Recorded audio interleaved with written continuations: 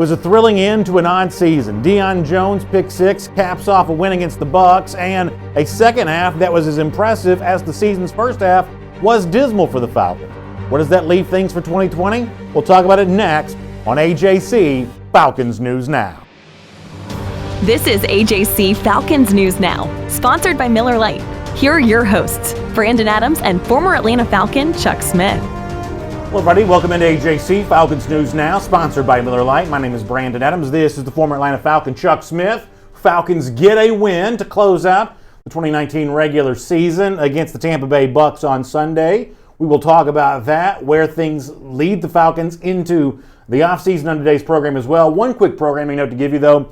I am on assignment, as they say in the industry, a little earlier today. So we're only going to go about a half an hour today, but we'll be back on Friday for the full hour. So about 30 minutes of us today. I have got to get on the road to get on to New Orleans after that to cover the Sugar Bowl. But looking forward to between now and then, get your thoughts, Chuck, on what goes down yesterday, including really the exciting way in which it ends. You know, the announcement is made that Dan Quinn's going to come back. Thomas Dimitroff's going to come back as general manager. This made before the game against Tampa Bay, so therefore no one could confuse the results of that game as a referendum on Quinn and Dimitroff one way or another. For a while, it did not look so good for the Falcons, certainly offensive issues, which we will get to in a moment. But Dan Quinn's defense comes up big in the overtime. Deion Jones, the pick six from Jameis Winston, and really kind of a fun end to a season that I think has left a lot of Falcons fans wanting more. What do you think would happen yesterday?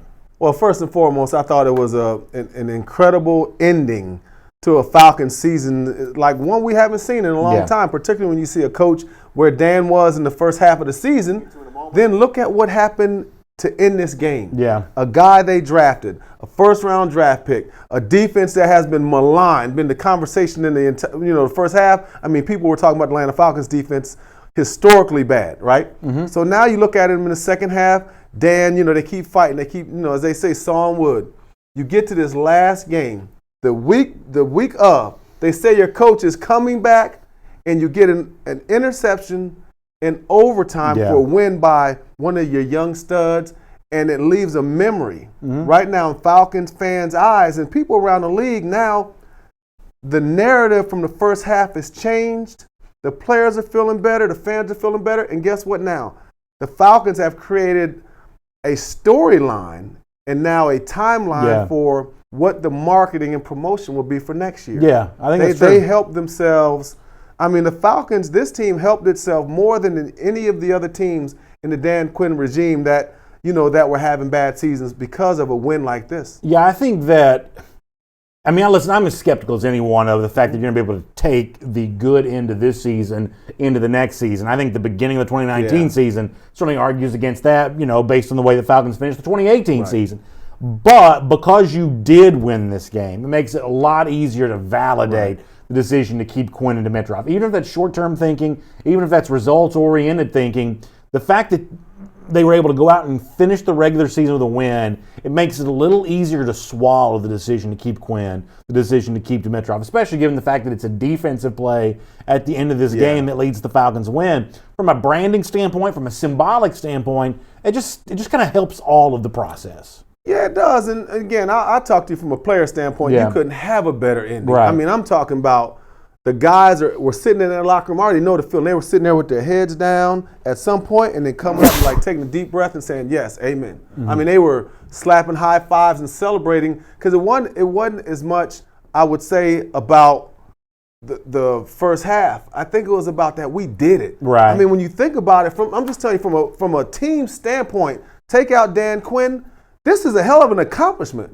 for a team to come back when the entire country put their foot on their neck. Right? So as a player, man, it's satisfying. You hate that you're not in the playoffs, but not basically the second half of what they did, to me, is almost like they made the playoffs. Mm-hmm. When you were where they were.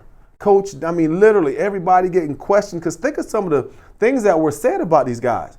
You know what I'm saying? One of the things I talked about was Vic Beasley can't play, but it was production. Yeah. You can't play if you ain't got no production. Right. But now you got production. Man, Vic Beasley played a hell of a second half of the year. Let me address another part of this, and Iron Mike brings this up on YouTube. The comparison of Dirk Cutter to what Steve Sarkisian had been before him, and obviously you're going to compare him to Kyle Shanahan, the offensive coordinator in place before that.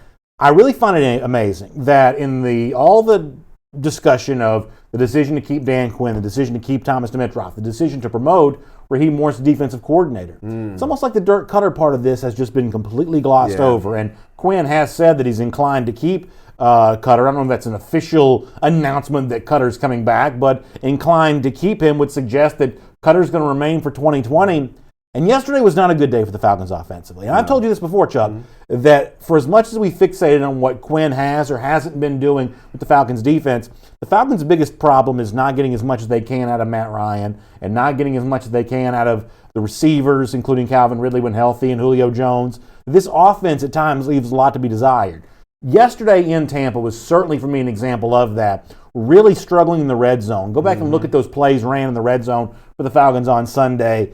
Just not great. Settling for field goals way too frequently when touchdowns seemingly should have been available. Short yardage, too. Yardage. They couldn't muscle up. Tampa, every 3rd and 1, 4th and 1, you're right about that. When the Falcons were considering, or at least when we thought the Falcons were considering making a coaching change, I was arguing for an offensive-minded coach. And I still believe one way or another, even with Quinn being retained for 2020, going into next season, the Falcons' biggest questions are on offense, not on defense. And Dirk Cutter yesterday, to me, did not do a whole lot to answer those questions. And I think that assuming he does return for next season, I think Falcons fans have every right to wonder, what is the state of the Falcons' offense? Well, I think the state is development.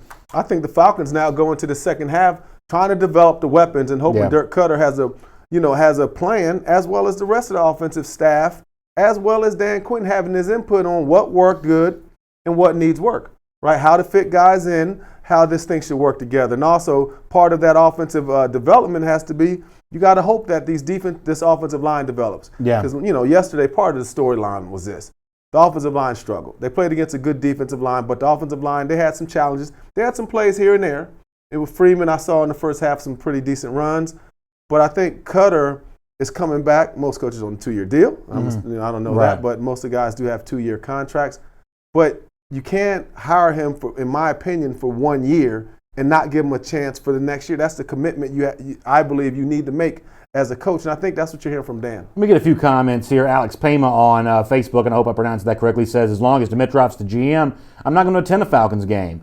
He has been one of the weakest GMs in the league. Sorry, no trust in this guy whatsoever. And so I guess I kind of understand where Alex is coming from on this, and I do think that, Chuck, the Falcons have an obligation during this offseason to win guys like Alex back over, and I'm sure they're going to be working hard to do that and working hard to make this team seem exciting and energetic for the 2020 season. But there are no doubt some Falcons fans who are quite skeptical right now about the current state of affairs. And at one point in time, it seemed like a foregone conclusion that big changes were coming. Arthur Blank talked himself out of doing that. And now if this is the decision that Blank wants to make, he's got to win guys like Alex back over. And Alex says he's done. My guess is that some people can be persuaded to give the team another chance.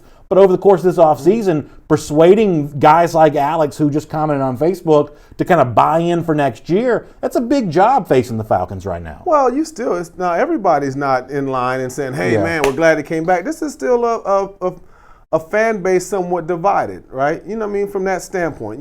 Falcon fans are going to roll with the team no matter what. But you got people that are out there saying that hadn't changed a lot, you know what I mean? So I don't think this win necessarily changes, what people think of the Falcons in the situation what Arthur did. But the one thing I kind of disagree with you on is that Arthur talked himself out of it. Okay. My feelings from day one were like Arthur, when it got to the midseason, was that Arthur he basically said, I want to see this team improve.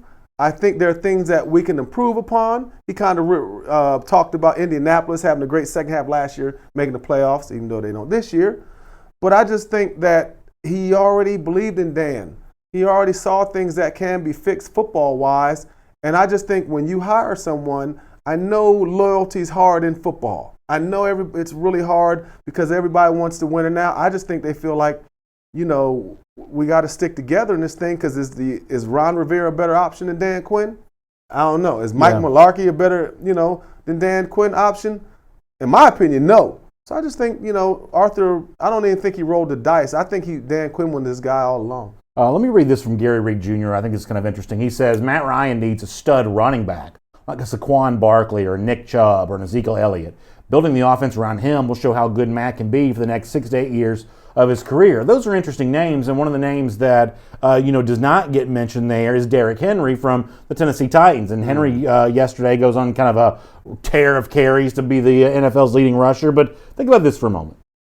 Saquon Barkley, bad Giants team. Nick Chubb, and I love Chubb, many of you are aware of that, 6-10 Cleveland Browns team.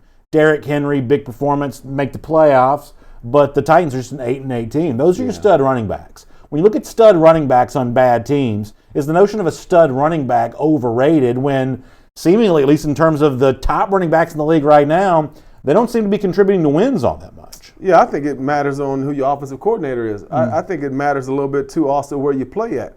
If I'm New Orleans, I want quick, fast. I want to throw the ball. But if I'm playing in Buffalo, I like to have me a nice running game.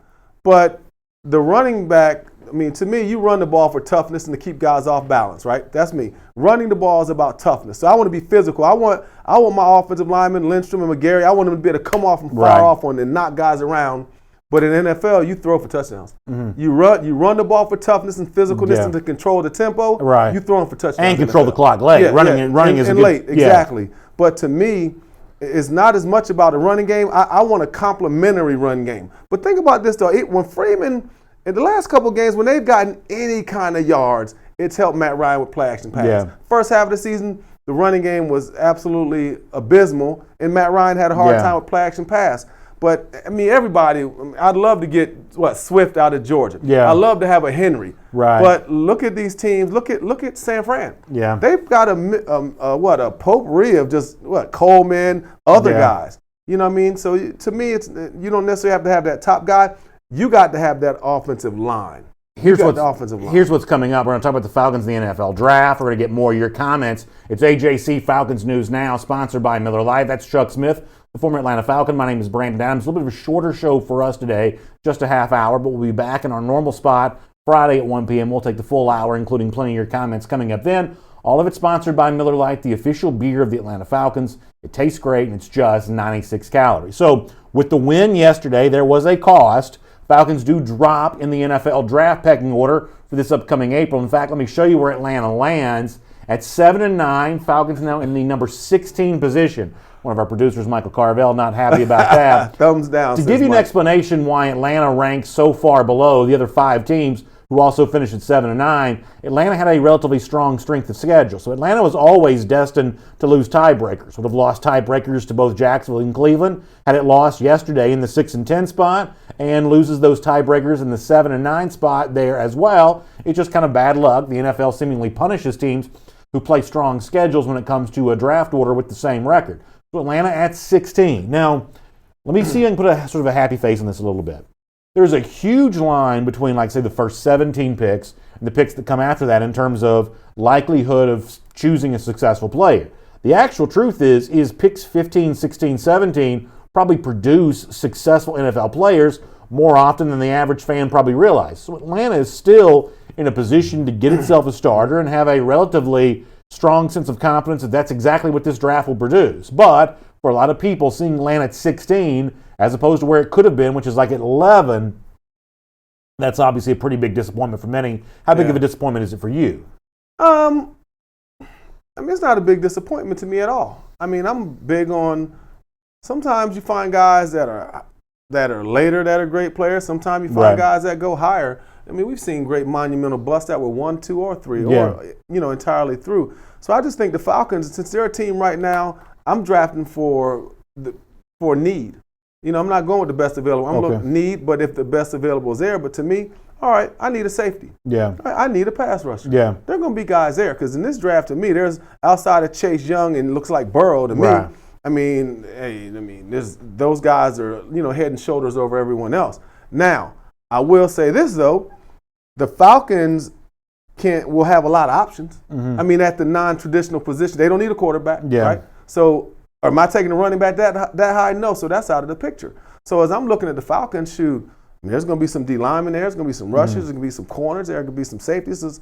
Any of those picks that we get, those will be, value picks. But in all honesty, though, it's a different crop of names than the ones that I've certainly been bringing up here. No A.J. Espinosa at 16, probably certainly not a Derek Brown at 16, certainly not a Chase Young, not a Jeffrey Okuda.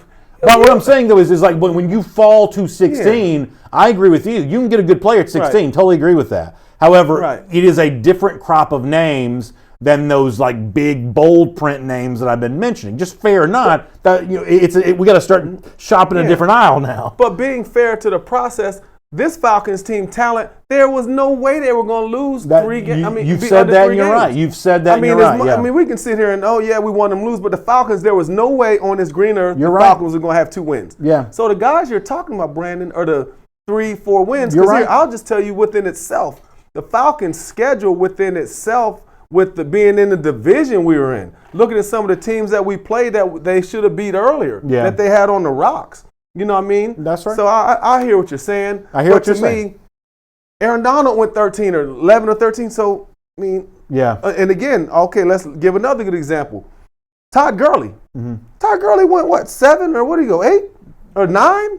So let's stop acting like he's a superstar, but he was projected as one. So he went top 10. He was surefire. So there is no guarantees in this draft. Whether you look at the guys from back in the day, like the OBJs, or look at Chubb. Mm-hmm. I mean, what Chubb did this year, he had as good a year as Saquon Barkley. Mm-hmm. But Barkley went what, number 1? That's exactly right. You don't have to be drafting number 1 overall to find yourself an impact player. Chuck is right about that. And of course, as we head towards the NFL draft, I know many of you want the most in-depth draft coverage you can get, and the great news is that's exactly what the AJC provides each and every day. But the best way to get the most of that is by becoming an AJC subscriber. So if you go to the website you're about to see on your screen, subscribe.ajc.com/Falcons News now. When you become an AJC subscriber, as a special thank you to you, we're going to give you this officially branded Falcons cooler. Now, the AJC is a proud partner of the Atlanta Falcons. The way we show that off is with this officially branded Falcons cooler. You can get that when you become a AJC subscriber. Lots of different choices. You get the daily e-paper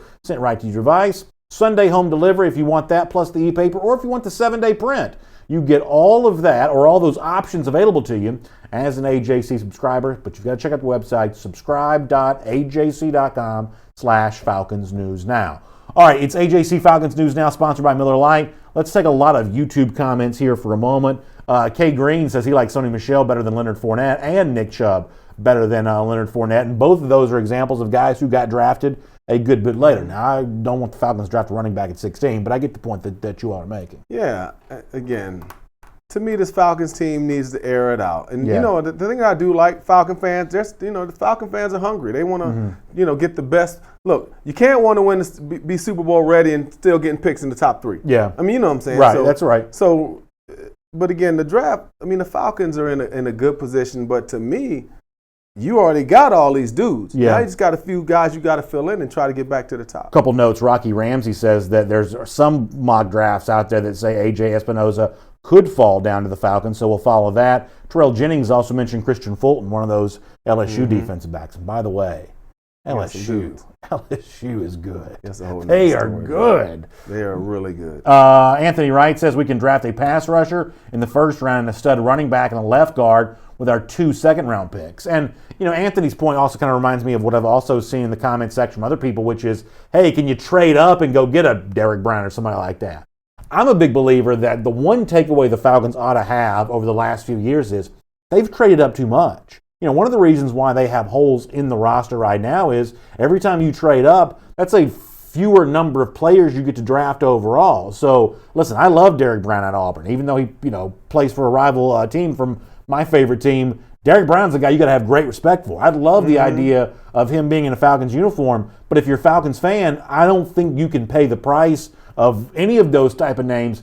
Falcons have traded up way too much, and sometimes it works with Julio Jones, sometimes it doesn't with other players, but the bottom line is what long-term is going to lead to the most success in the NFL is stockpiling draft picks. Be what New England has been. Be what Pittsburgh has been. Be what these teams who just sort of stockpile the picks, draft a huge number of players year after year, due diligence about selecting good players in later rounds. Yeah. That's what success is. Yeah, and it's also development. As you look at guys, you get players that are developed. But so, like, as far as the Falcons are concerned, when you're talking about Derek Brown, guys, There's Derek Browns out there, but listen, let me tell you, on the NFL level, this is also the way the Falcons can do things. And you fill needs through a free agency, finding second-tier guys that can come in to fill a need. Like a guy like the Falcons had, think about Adrian Claiborne and Jack what's his name? Adrian Claiborne and Jack, what's Jack's name? Crawford. Yeah.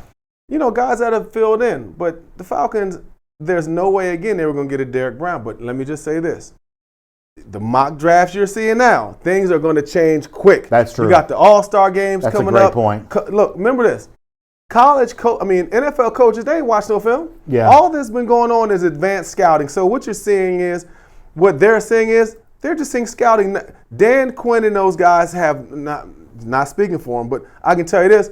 You really think the Falcons coach has been sitting around evaluating? Right. You really think that Brick and all those guys, when they were switching over to be the coordinators and all those guys, you think Dan Quinn's sitting down and say, hey, man, wow, let's figure out the draft. It means absolutely nothing. Those guys were fighting for their lives. Mm-hmm. So everything you're seeing is for fun. It's fun. I don't look at it, but I hear people talking about it. So what's that guy's name? Phil Steele. You really think Steele knows what's going on with those executives? The advanced scouting, these thousands of hours, they haven't even put the book together yet. So nothing you see outside of Joe Burrow and Chase Young and probably, some of the other guys are there. But let me tell you real quick who's going to be the big winner. Switching gears a little bit, but we're still talking about the draft. Number 1 and 2. Michael, can you throw 1 and 2 up real quick of the draft order? The draft order again. Let me just show you who's going to be the big winner here. Now, Cincinnati, no matter what Joe Burrow turns into, they have to get him. Yeah. If Cincinnati doesn't get Joe Burrow, right, it's catastrophic because the opportunity for him to come to one of these other teams is going to be absolutely crazy. But let me tell you who the big winner is. Washington. Yeah. They're going to get Chase Young. If things go exact, because to me, Joe Burrow is number one of the best quarterbacks I've ever seen in college, right? And everybody's saying that. But number 2, Chase Young falls into Washington. And now, guess what, though? They drafted last year Montez Sweat. Okay, yeah. No, think about that now. Yeah. They got a franchise quarterback. Now they got both. Remember, they got them Bama boys. Right. They got 2 dudes from Bama now. The big D linemen. Now you can look at your defensive line.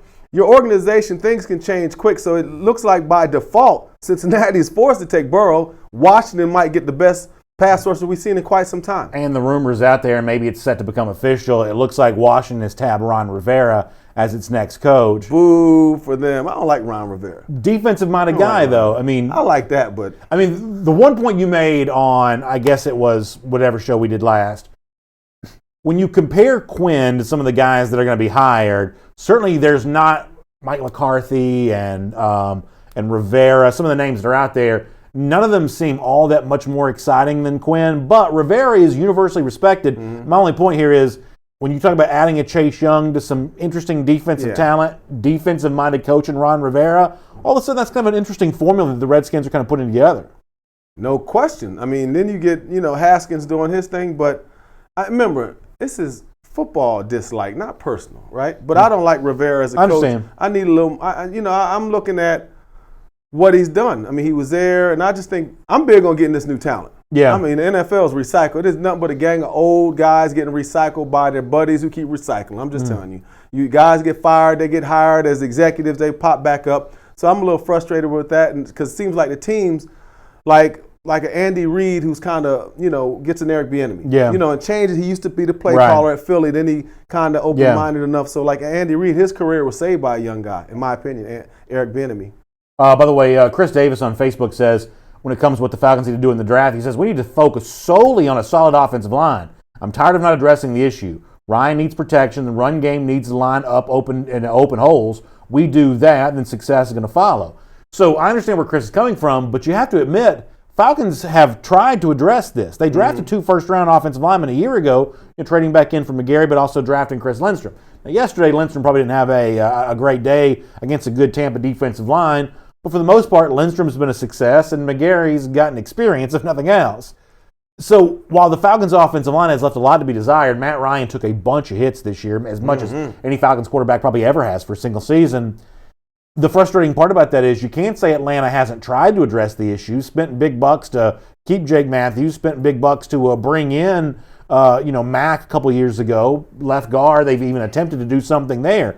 So while the offensive line leaves a lot to be desired, it's not for lack of attention. Atlanta has tried to make those moves, and at least in the case of the right side guys, Lindstrom and McGarry, you hope in 2020 those prove to work out. Atlanta still has a question to answer about can they afford to keep Mack and what are they going to do with the left guard spot, but it's not like Atlanta hasn't tried to address the offensive line. Yeah, man, Atlanta's been trying to do it for years, but I'm going to tell you like this. We don't need to address the offensive line again. The guys that they put in there, the Browns and all those guys at that guard position, got to step up. Mm-hmm. But to me, you already got 3 first-rounders. Yeah. Now, the thing is, you got to get Lindstrom and McGarry. They are the key. And, Matthews, getting better. But I think the better Lindstrom and McGarry are, it's going to help Matthews. It's going to help Mack.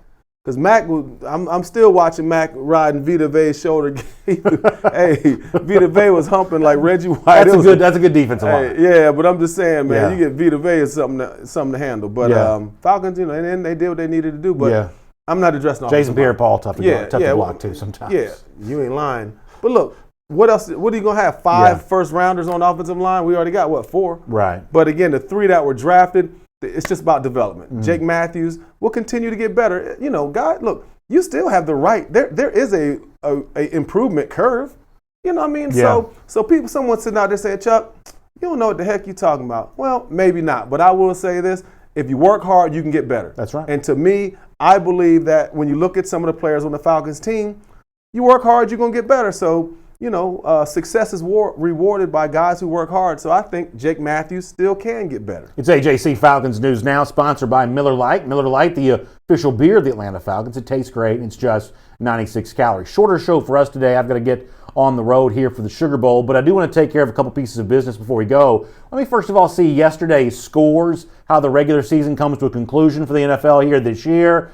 Jets going to win over Buffalo. Saints beat up on Carolina. Saints, though, hurt by the fact that Green Bay came from behind to beat the Detroit Lions. So that was a big win for Green Bay in terms of securing a bye, obviously a home field advantage up through that divisional round game. But the Green Bay win did hurt the Saints yesterday. Cincinnati beats Cleveland. Disappointing. Cleveland, to me, the most disappointing team in the NFL this year. Browns respond to that disappointment by firing Freddie Kitchens. So I believe this will be the 6th coach that Jimmy Haslam has had to hire since becoming Browns owner, really not all that long ago. Chiefs, probably the biggest winner of the day, where the Chiefs beat the Chargers. New England also lost in surprising fashion to Miami. So the 2 seed in the AFC is now Kansas City. At one point in time, they were thinking about having to play in a wild card situation, and now they're the 2 seed in the AFC. A big win for Andy Reid and terrible Pat Mahomes. Terrible loss for New England. For sure. Mahomes, they got a shot, though. I mean, you look at that AFC. Baltimore,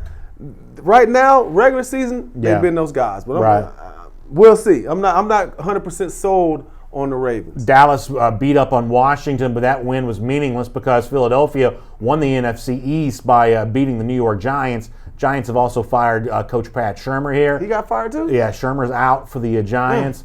Tennessee sneaks in as the 6th team in the AFC playoffs, beating Houston. Houston rested most of its starters. Titans took advantage of that. Jacksonville beat Indianapolis. Rams beat Arizona. And then in a wild game last night, San Francisco goes into Seattle. I believe you called this. Yeah. San Francisco win on the road there. There in Seattle. A big, big win for the 49ers and their playoff fortunes. Did you see the last play? It's crazy, It was right? almost like the Falcon game. Yeah, it's crazy. San Fran, goal line, receiver catches it. I mean, literally almost, going to the end zone. The Seattle, San Fran's defender keeps him out. Crazy, right? Unbelievable conclusion to the final regular season game number 256 of the season, and it was as interesting and thrilling as anything we've seen thus far this year. So all of those results set up some Black Monday stuff that we'll continue to cover in terms of coaches getting fired and guys getting hired to replace them. But it also sets us up for Wild Card Weekend around the NFL here, and we'll do more of this on Friday. But let me give you an early look at the schedule right now. Both AFC games on Saturday, the 2 NFCs on Sunday. Buffalo goes to Houston. Tennessee goes to New England. Then on Sunday, the 2 NFC games, Minnesota, New Orleans, a rematch of the really fun playoff game from a couple of years ago. And then Seattle does not get a chance to play in front of maybe the toughest home field advantage of the NFL. They're going to beat Philly. Has to go to Philadelphia. They're going to beat Weird Philly. that Philly, who is really just no more than an average team, but because they won the division, gets a chance to host Seattle, which in almost any estimation is the better team. So you like that road team there? I do. I like Seattle on the road. Philly, they've gotten a lot out of a little. Guys have been beat up, but Carson Wentz has shown some flashes, of playing well, but I like Seattle. We'll do more on these playoff games on the Friday show heading into the weekend. How about, before we go, though, a quick final thought on kind of where things are for Atlanta in terms of how its season ends, and what do you think the theme of the offseason is going to be? Well, I think the theme in the offseason is going to be question marks. Was this the right decision? Was this the Falcons team that before preseason that a lot of people picked for the Super Bowl? I think there are a lot of questions. I think there are a lot of questions outside. Now, inside the building, hey, business starts now. We got to, we were refreshed. We got another opportunity. Everything's going on our, headed in the right direction. So I think it's two different sides to it. I think what's in the building, what the players and what I'm assuming the coaches would feel, then outside the building, there's still question marks and a lot of detractors. But I think the players and the organization, they were the big winners after the win yesterday. I think that's a good way to end this talk today. Sorry for the shorter show today. We'll be back on Friday, regular time, for the full hour, looking at not just where the Falcons go from here, but also a fun weekend of the NFL playoff games with wild cards. We'll have more of our picks for those and more time for your comments as well. Thanks so much for being with us here today on AJC, Falcons News Now, sponsored by Miller Lite. We'll see you back here again on Friday.